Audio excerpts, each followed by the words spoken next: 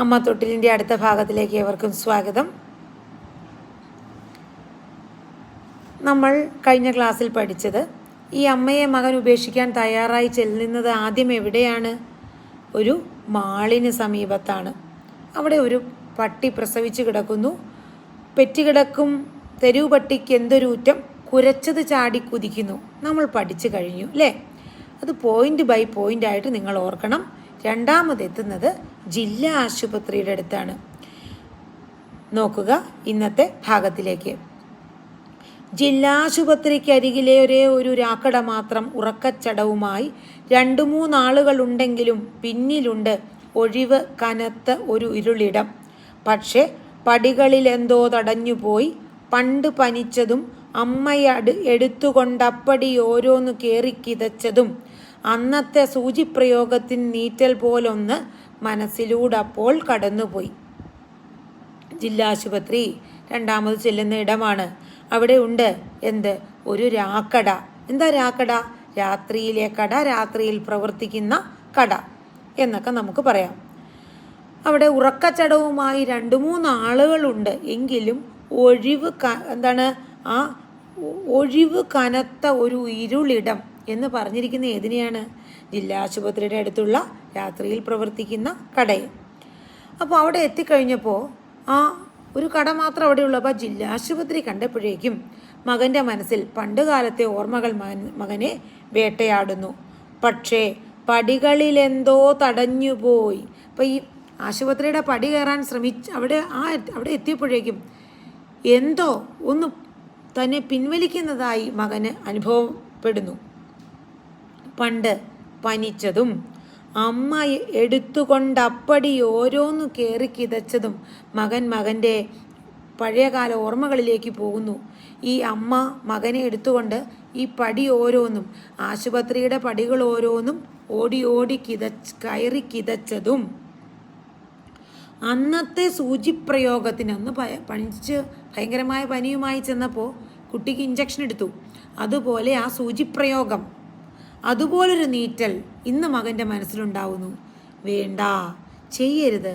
ഈ തോന്നലാവാം അന്നത്തെ സൂചിപ്രയോഗത്തിൻ്റെ നീറ്റൽ പോലെ ഇന്ന് മകനെ പിൻവലിക്കുന്നത്. മനസ്സിലൂടെ അപ്പോൾ കടന്നുപോയി. ആരുടെ മനസ്സിലൂടെയാണ് സൂചിപ്രയോഗത്തിൻ്റെ നീറ്റൽ പോലെ ഒന്ന് കടന്നുപോയത്? മകൻ്റെ. കാരണം എന്ത്? മകന് പനിച്ചതും ജില്ലാശുപത്രിയുടെ ആ പടികൾ ഓരോന്നും അമ്മ മകനെ എടുത്ത് ഓടിയാണ് കയറിയത്, തൻ്റെ മകൻ്റെ ജീവന് വേണ്ടി. അങ്ങനെ കിതച്ചതും ആ മകൻ ഓർക്കുന്നു. ഇപ്പോൾ ആ മകൻ എത്തുന്ന എന്തിനാണ്?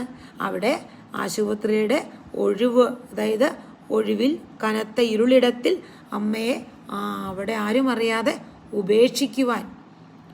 പക്ഷേ അന്ന് എടുത്ത ആ ഒരു സൂചിപ്രയോഗം, അന്ന് മകന് പനിച്ചപ്പോൾ പനിയായി കയറി ചെന്നപ്പോൾ മകനൊരു ഒരു ഇഞ്ചക്ഷൻ എടുത്തു.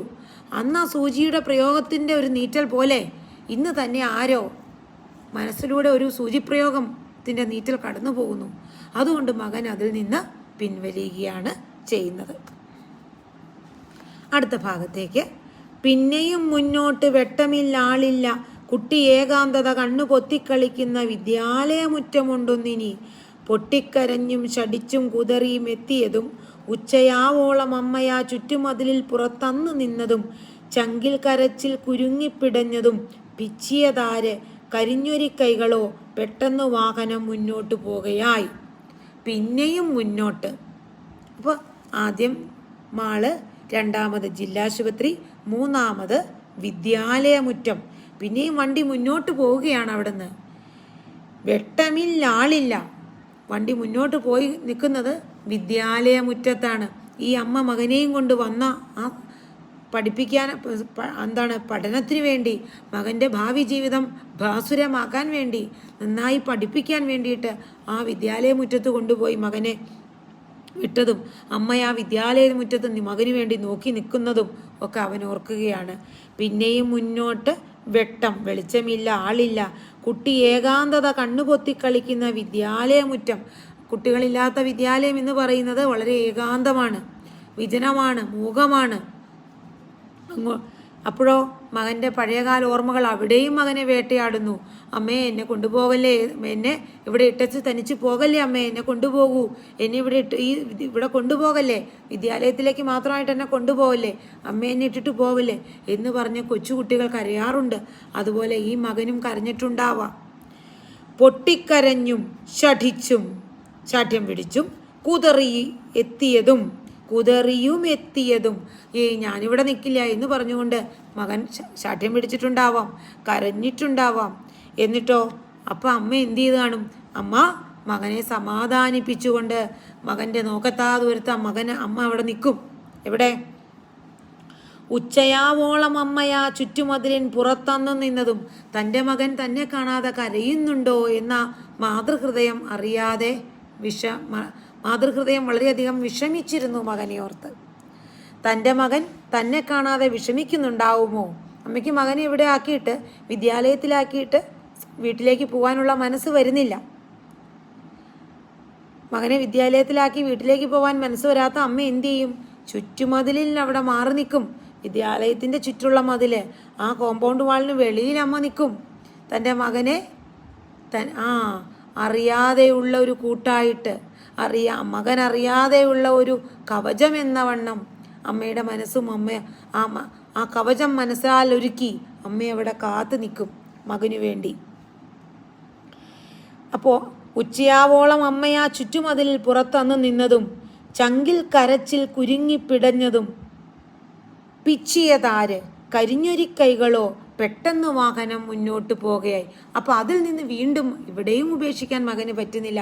ആരോ പിച്ചിയ പോലെ അമ്മ സ്വന്തം മക്കളോടുള്ള ഇഷ്ടം കൊണ്ട് ചെറിയ കാര്യങ്ങളൊക്കെ സംഭവിക്കുമ്പോൾ അപ്പോൾ അതൊക്കെ ഒരു പിച്ചൊക്കെ കൊടുക്കും. അത് അവനവൻ്റെ മക്കൾ നല്ല നന്നാവാൻ വേണ്ടിയിട്ടാണ്. ഒരു മാതാപിതാക്കളും മക്കളെ വഴക്ക് പറയുന്നതോ മക്കളെ ഒന്ന് ശാസിക്കുന്നതോ അല്ലെങ്കിൽ അവരെ ഒന്ന് ചെറുതായ രീതിയിലൊന്ന് വേദനിപ്പിക്കുന്നതോ ഒരു മക്കളെയും അവരെ ദ്രോഹിക്കാൻ വേണ്ടിയിട്ടല്ല. അവരുടെ ഭാവി ജീവിതം വളരെയധികം പ്രകാശമാനമാകാൻ വേണ്ടിയിട്ടാണ്. പക്ഷെ അത് ഇന്നത്തെ തലമുറയ്ക്ക് അത്രയ്ക്ക്, ചില കുട്ടികൾക്ക് അത്ര അവർ ശ്രദ്ധിക്കുന്നില്ല അതിനെപ്പറ്റി. അമ്മ വഴക്ക് പറഞ്ഞു, അല്ലെങ്കിൽ അച്ഛൻ വഴക്ക് പറഞ്ഞു, അല്ലെങ്കിൽ ആരെങ്കിലും വഴക്ക് പറഞ്ഞു എന്ന് പറഞ്ഞുകൊണ്ട് അവരുടെ മനസ്സിൽ തോന്നുന്ന കാര്യങ്ങൾ ചെയ്യുവാനും ആവശ്യമില്ലാത്ത ജൽപ്പനങ്ങൾ നടത്തുവാനും ഇന്നത്തെ തലമുറ തയ്യാറാകുന്നു. നിങ്ങൾ മനസ്സിലാക്കണം, മാതാപിതാക്കളുടെ സമ്പത്താണ് മക്കൾ. അവരുടെ ഏറ്റവും വലിയ സമ്പാദ്യം മക്കളാണ്. അവർ ഒരു മൊബൈൽ എടുത്തതിനോ അതല്ലെങ്കിൽ എന്തെങ്കിലുമൊക്കെ നിസ്സാര കാര്യങ്ങൾക്ക് വഴക്ക് പറഞ്ഞു എന്ന് കുറ്റബോധം തോന്നേണ്ട കാര്യമില്ല.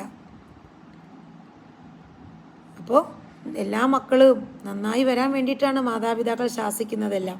അപ്പം ഇവിടെയും ചെറിയൊരു പിച്ചൊക്കെ അമ്മയുടെ കയ്യിൽ നിന്ന് കിട്ടിയിട്ടുണ്ടാവാം. ഇവിടെയും ആരോ പിച്ചിയ പോലെ, അന്ന് അമ്മ പിച്ചിയതുപോലെയോ അതല്ലെങ്കിൽ ആ മകൻ അമ്മയെ ഉപേക്ഷിക്കാൻ പോകുന്ന ആ ഉദ്യമത്തിൽ നിന്ന്, ആ പ്രവൃത്തിയിൽ നിന്ന് മകനെ പിന്തിരിപ്പിക്കാൻ എന്ന വണ്ണം ആരോ പിച്ചിയതുപോലെ മകൻ അനുഭവപ്പെടുന്നു. പെട്ടെന്ന് വാഹനം മുന്നോട്ട് പോവുകയായി.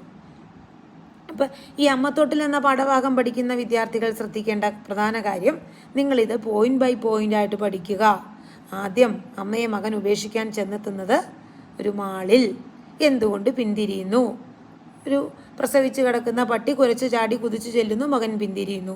രണ്ടാമത് ചെല്ലുന്നത് ജില്ലാശുപത്രി, പണ്ട് പനിച്ച കാര്യങ്ങൾ ഓർക്കുന്നു, അമ്മ തന്നെയും എടുത്തുകൊണ്ട് ഓടിക്കിതച്ചത് ഓർക്കുന്നു, അന്നത്തെ സൂചിപ്രയോഗത്തിന് നീറ്റൽ പോലെ ഒന്ന് മനസ്സിൽ തോന്നുന്നു, മകൻ അതിൽ നിന്ന് പിന്തിരിയുന്നു. മൂന്നാമത്തേത് വിദ്യാലയമുറ്റമാണ്. അമ്മയും മകനും സ്കൂളിലെത്തുന്നതും ഇവിടെ നിൽക്കില്ല എന്ന് പറഞ്ഞുകൊണ്ട് മകൻ ശാഠ്യം പിടിക്കുന്നതും അമ്മ ചുറ്റുമതിലിൽ കാത്തു നിൽക്കുന്നതും ഒക്കെ ഓർക്കുകയും ആരോ പിച്ചിയതുപോലെ അവിടെയും അമ്മയെ മകൻ ഉപേക്ഷിക്കാൻ പറ്റാതെ വാഹനം മുന്നോട്ട് പോകുന്നു. അപ്പോൾ ഇന്നത്തെ ഈ പാഠഭാഗം ഇവിടെ അവസാനിക്കുന്നു. അടുത്ത ഭാഗം അടുത്ത വീഡിയോയിൽ കാണാം. എല്ലാവർക്കും നന്ദി. Thank you.